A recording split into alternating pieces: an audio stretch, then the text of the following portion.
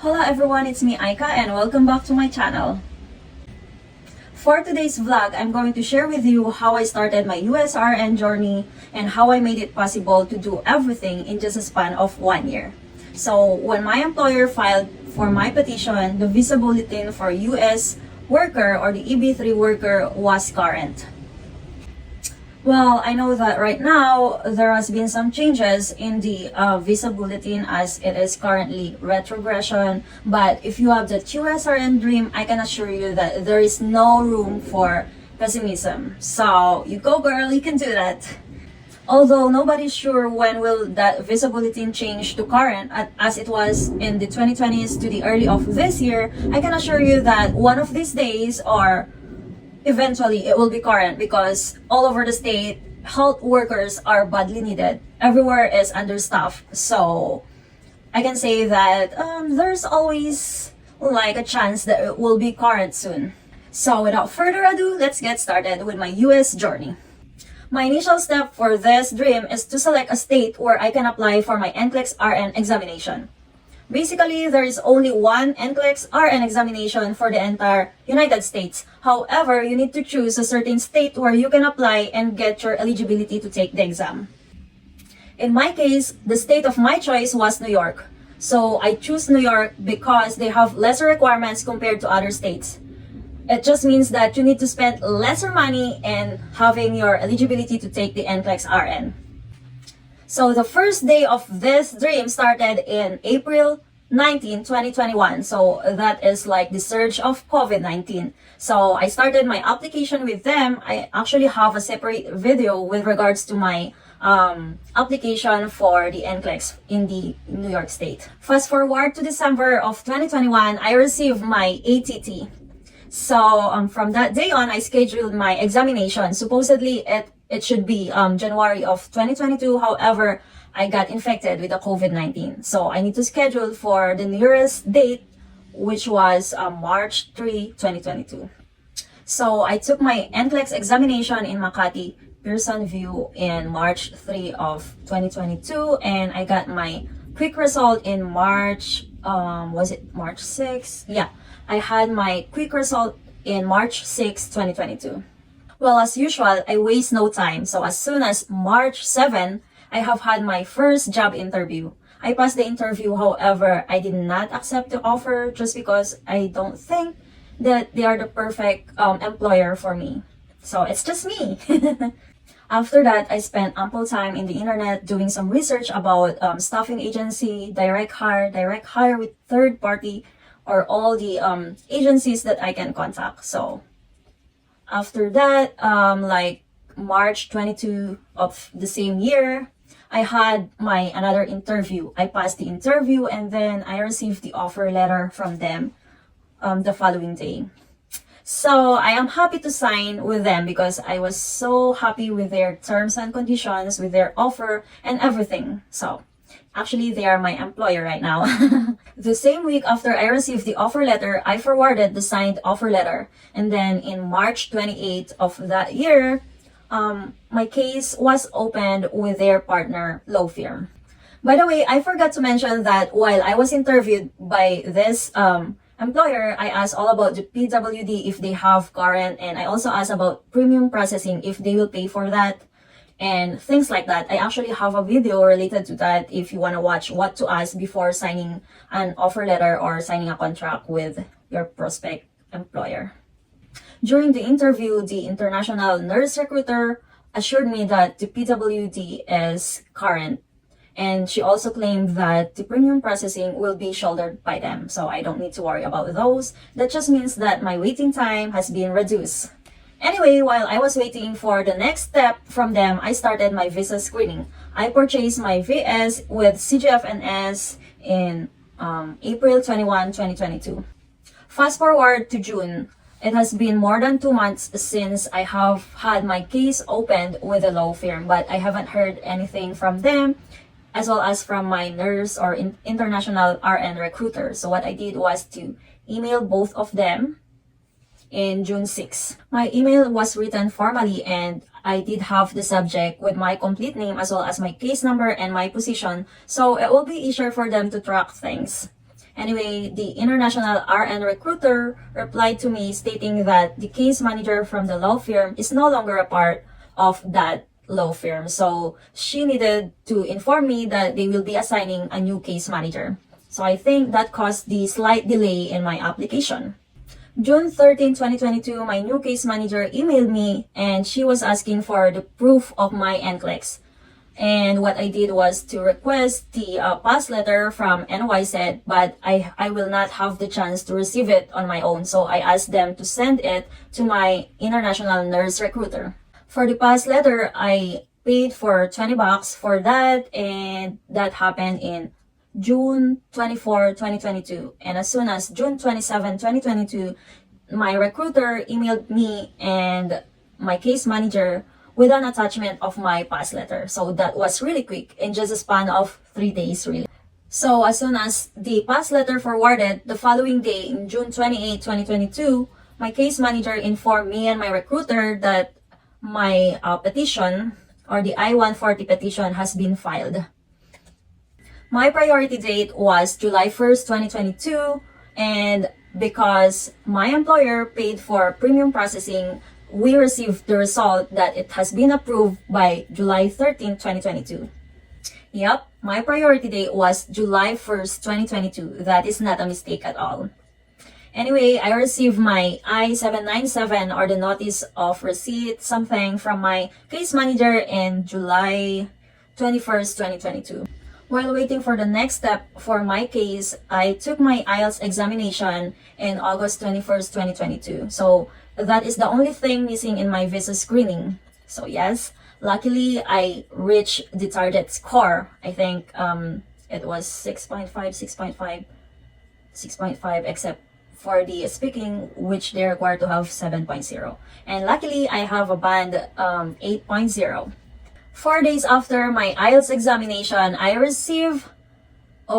checked the website and checked what's up with my petition, and I have seen there another good news, that my case has been sent to the Department of State, or to the USCIS. 6 months after my NCLEX examination result, September 6, 2022, I have already received my visa screening certificate. It has been issued, so I'm all set with the visa screening, which is valid for 5 years. In October 2022, I heard another good news, that my fee bill has been issued. And in October, October 13, 2022, my employer paid for my fee bill. Well, just the usual me, I waste no time again and again. So as soon as the following day, I filled up all the questions in my DS-260 form, as well as my dependent or my spouse form. I was so excited to let my case manager know that I have already filled up all the questions in my DS-260 as well as my spouse DS-260. However, she responded and she informed me that it will take time to review the DS-260. So she instructed me not to send it. They will do the sending, or they will let me know if it has been reviewed and it is ready to be sent. I have not heard from them after 10 days. So what I did is to send an email on the 11th day after I informed them that I am done filling up the DS-260 form. So I asked them if I'm lacking any information in my DS-260 form. Well, it's just like low-key asking for an update. Anyway, luckily my case manager responded the following day, and she said that my DS-260 as well as my spouse DS-260 is going to be reviewed. A week of silence have passed, so I decided to email my case manager. So I stated that I'm just curious if you have already reviewed my DS-260. It would be a great present for me on my birthday to have it ready for submission. Nonetheless, I would not mind waiting a little bit longer, and as long as it will be deliberately reviewed. That was my email actually. After a day, I know that my case manager reviewed my DS-260 form because she was asking some questions related to it. And she also required me to scan my old passport and upload it to the portal of that law firm, because I think there has been a confusion of the travel dates. Anyway, as soon as November 10, 2022, she informed me that my DS-260 is now ready for submission. And as soon as I informed her that I have already submitted my DS-260, she let me know that the civil documents has been submitted. December 2022 came and I heard a good news from them as soon as December 5. So my case manager and my recruiter informed me that I am already documentarily qualified. That just means that my DS-260 is complete as well as my civil documents. As soon as I was DQ'd, I was contemplating if I should have my medical examination done prior to having my case ready because I know for sure that it is a big risk. So considering the expense I will have for the medical examination for me and my husband, that is 18,540 each of us. Aside from that, it will be challenging to have another health ID number, I think, if it will be expired. So anyway, considering that the visa bulletin was current, I decided just to pursue the medical examination. So I booked my medical examination for the January 26. Well, when I booked for it, I am just DQ'd. My case is not yet ready or in transit or anything. Just DQ. But if you are an applicant right now and you are DQ'd, do not consider having your medical examination now. It is not ideal, especially right now that the visa bulletin is retrogression. So even before that it is current, it is not actually ideal because nobody knows when's of everything.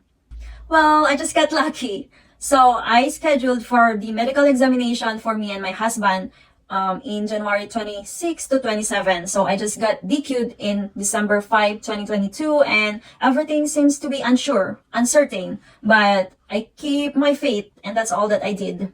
So while we were traveling, going to Manila, going to St. Luke's Extensions Clinic, I received a good news. While we were in the bus going to Manila, I checked my SEAC tracker, and a good news just popped up. My case number is already in transit. That just means that the U.S. Embassy in the Philippines will receive sooner or later the physical files of my case from the U.S. So I am one step ahead of my U.S. dream. Anyway, January 26 was the first day of our medical examination. So this is the most crucial day for the medical examination. Everyone going to the USA knows the challenge of the X-ray. So not everyone passed this test because some of them are delayed because of the Sputum Academy thing. So I have discussed about that in my medical examination vlog. So you can just check it.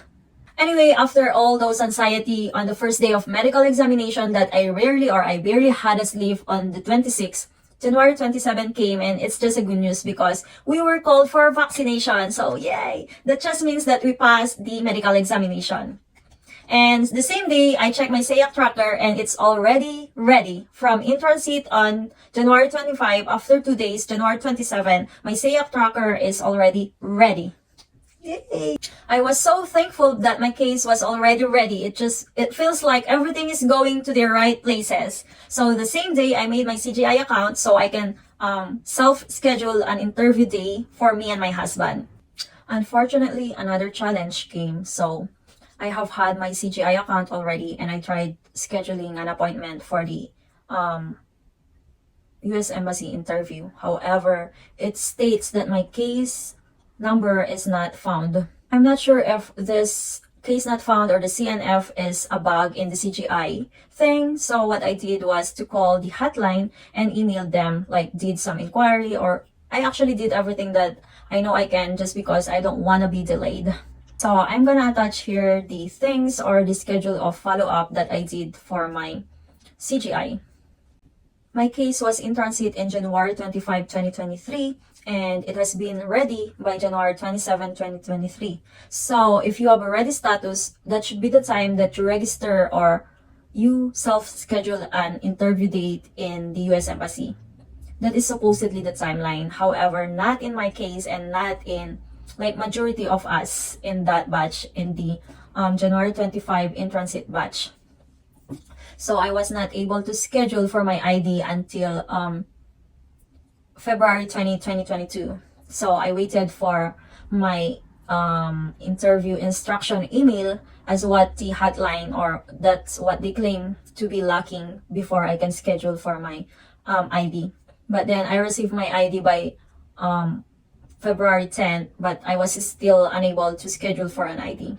I keep trying every day, like I was consistent in calling the hotline as well as sending public inquiry in the CGI account. But it's a good thing that I was able to schedule successfully for an ID in February 20. So in February 20, 2023, I choose March 3, 2023 to be my ID. That was the soonest date possible for an interview. March 3rd is my lucky day. So that is the same day that I took my NCLEX examination and I passed it. And that is also the same day that I have had my US Embassy interview and I passed it. And my visa was issued in March 8, 2023. We arrived the United States of America in April 3rd, 2023. And I started my work in April 17th, 2023. Yay! So if I am capable of doing this, I know you are also capable. Go! You can do it! That's all for now. See ya!